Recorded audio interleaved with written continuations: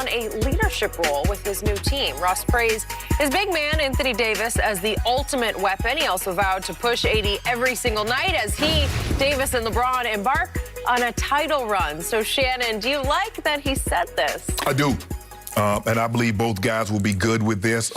AD has made it abundantly clear there are a lot of times, Skippy, in that championship run about how guys were in his ear saying, you're the best player. We need you to be the best player tonight. We need you to dominate on both ends of the court. Skip, when I look at Anthony Davis, he should not be any less than what Giannis Antetokounmpo is. Giannis can't shoot the ball like AD. He can't shoot from the mid-range. He can't shoot the three. He can't shoot the free throw.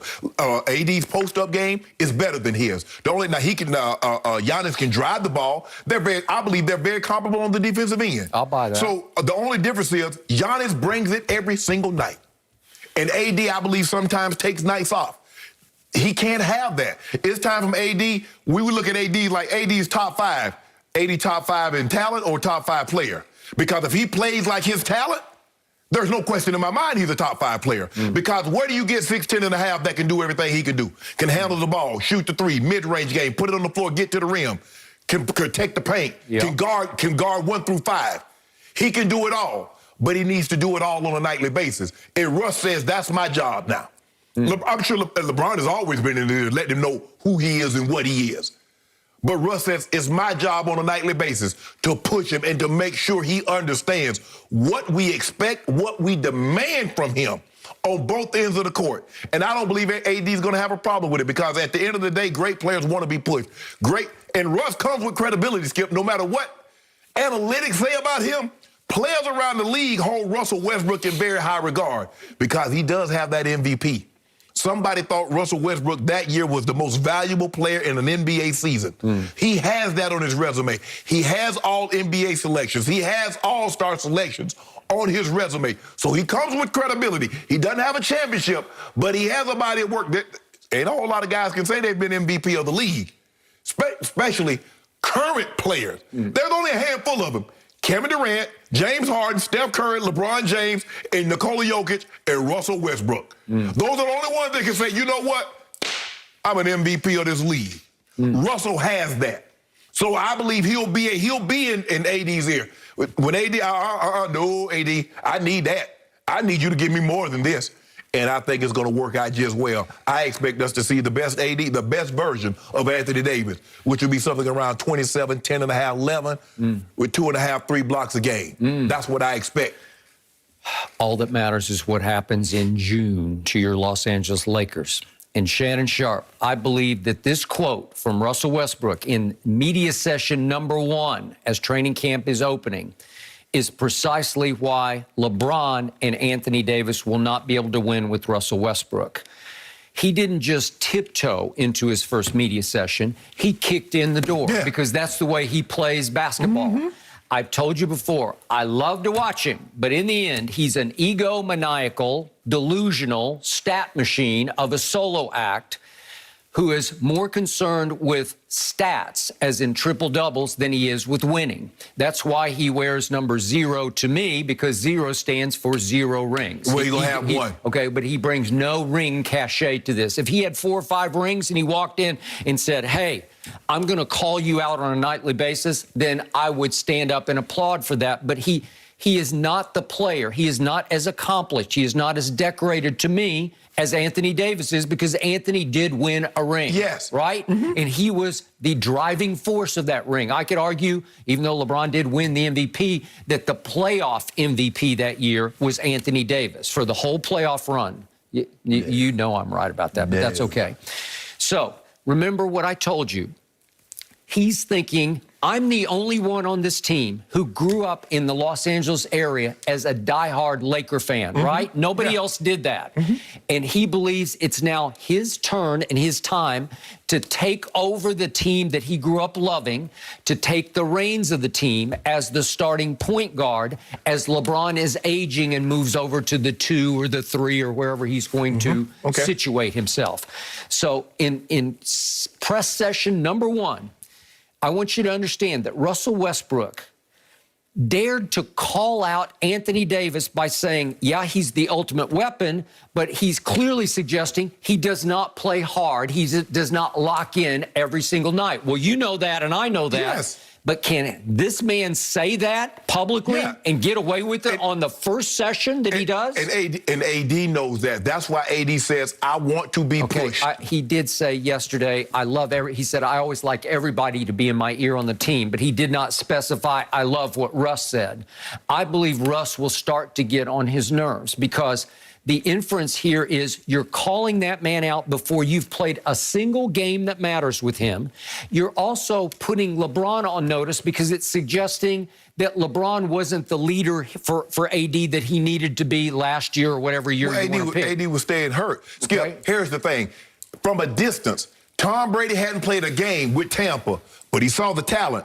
And he know what Mike Evans and Chris Godwin represented. So when he went there, he probably got on them and says, guys, we have a chance to do something really, really good here, but this is what I'm going to need. He's looking at Anthony Davis from a distance. Okay, remember, that's 6 rings to 0 rings But here's for the Russ. thing, Skip. But I'm saying, how many rings did Chris Godwin and Mike Evans have?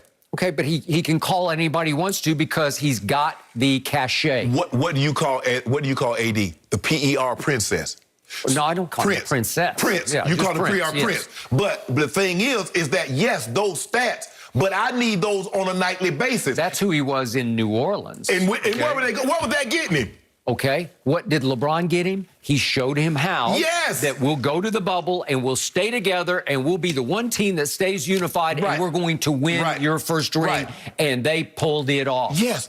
But okay, well, don't discount LeBron's input into that. Skip. Did LeBron keep him locked in? Yes, he did. Yes, but last year I think AD was hurt a lot. But even before AD got hurt, you can't sit here and say, no one can say AD was playing like, before he got hurt, like he did his first year. The numbers indicate that it wasn't even close.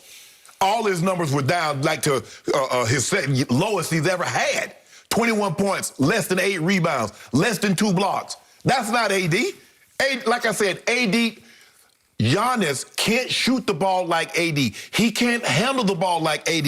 But I tell you what, Giannis gives it, brings it every single night. And that's what the Lakers are going to need from Anthony Davis. Every single night he touched the court, he need to go out there and say, yeah, pencil me in for 28 and 10. Okay. I would also like to hear AD say publicly about Russ, I'm going to stay on him to reduce his turnovers because he led the league in turnovers last year. He's led it 4 times. He's been second 4 times, and we can't live with that on this team. But he's never, once KD left, I mean, he's playing with Steven Adams. He's playing with guys that's not LeBron, that's not Anthony Davis. So James Harden is James Harden. Yes, he's played with great players. Played with KD, played with James Harden. PG, I wouldn't say PG is a KD, Harden, LeBron, AD, but he's a very good player. So for me, I'm not even worried about that. You just sit back.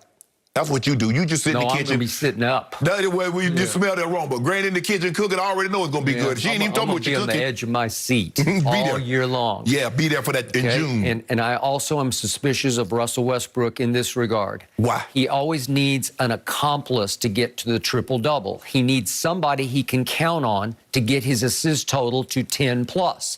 And the number one accomplice is not LeBron James. The guy who can help him the most is that guy, the ultimate weapon, Anthony Davis. So he needs him to stay locked in because that's the stat machine that is Russell Westbrook. Because he needed Steven Adams to stay locked in. Because he realized about 5 years ago, if I get to the rim, which I can get, I'm as athletic as any point guard who ever played, and I play harder than anybody's ever played at the point guard position on the offensive end. And if I get to the rim and I draw 2, I can just leave it on the floor for Steven Adams to dunk. If I can keep AD locked in and not just watching me do my whirling dervish act, that maybe he'll help me get my 10, 11, 12 assists. Well, and he should, because if you look at Steven Adams getting the easy baskets, look at Clint Capella when he was in Houston getting easy baskets. So for me, I don't really think that's going to be a problem. I think Russ's scoring will probably be down, but his assist total should remain the same. I think his rebound rebounding will probably be down because now you got AD, you gonna have DJ, you got Dwight Howard, you got LeBron, you got other guys that can rebound the basketball. You left the 6'9" guy at the end of your list, right? LeBron. No, I said LeBron. Okay, I know, but you listed him like 5th on the list. No, but right? I'm saying you got. He can rebound right, the basketball. That's what I'm saying. But you got other guys as opposed in the other stops that he was at. When he's in OKC, who's getting the rebounds if it wasn't Steven Adams? It was him. And when you go to Washington, ain't that really? So for me, I'm not concerned about it. You shouldn't be concerned about it. You worry about them dilapidated Clippers. And you worry, and we're going to see you know who. I don't even want to mention their name, but we'll see you know who in June.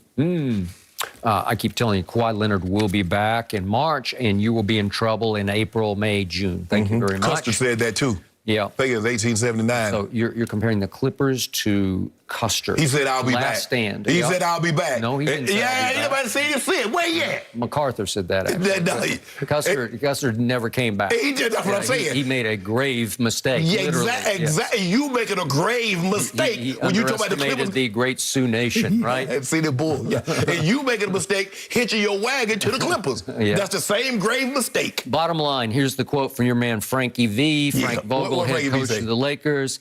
I think Anthony doesn't quite frankly need a whole lot of that kind of pushing.